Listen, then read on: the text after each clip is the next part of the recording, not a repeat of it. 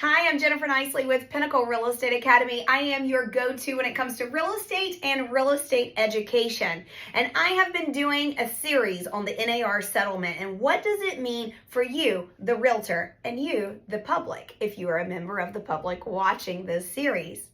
Today, I want to update you on a few things. There's a lot of people talking. Real estate agents and realtors are going, how is this going to work? Brokerages are chiming in on it. You have the state chiming in on it. You have multiple attorneys chiming in on it. And every media outlet wants to have a headline these days. And there's a lot of narratives out there that are wrong. And there are a lot of things that make legal sense. So I am here to set the record straight for you and to let you know when those things change. I also want to correct one of my previous videos because at that time, that was the information we had. But again, moving forward, things are constantly changing. So what I want to talk to you about today is the buyer's compensation and the MLS. It was everyone's understanding that the MLS could not require a listing agent to put the buyer's agent's compensation in the MLS before submitting a listing. That is still true, but there's more to it. The buyer's agency compensation cannot be advertised in the MLS at all. So no uploading associated docs. No putting in seller will pay buyer's agent X commission. None of that can be in there.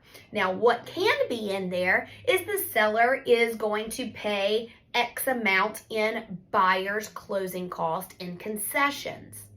Now, that could be enough to cover the buyer's agency's compensation. But it cannot say seller is going to pay the buyer's agent's commission or any form of that. No workaround can happen in the MLS. So again, you can put in the MLS that the seller will pay buyer's closing costs and concessions, but you cannot state that it is for the buyer's agent's commission. Now, that is what the settlement says. It only pertains to the MLS. It doesn't pertain to anything outside of the MLS. So when the buyer's agent presents an offer, they can present a compensation addendum. When the buyer's agent calls and asks the listing agent questions, they can say, hey, are you paying a buyer's agent's commission? When they go to showing service or showing time or whatever showing company that you use, listing agent could put in there that the seller is going to pay a buyer's agent's commission. So there are multiple ways of doing this. The settlement just says it cannot go in the MLS. So all of these workarounds that you guys may be thinking about, that I was also thinking about, can no longer happen. So be mindful of that. The second thing I want to talk about is buyer's agency has been in place for 18 out of 50 states in America. 18 states have been doing buyer's agency for a while now. The other 32 have not been signing buyer's agency agreements.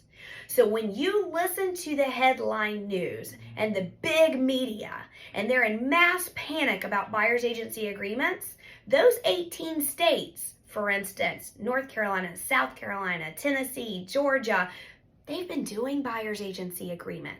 It's not going to be that big of a change for those people.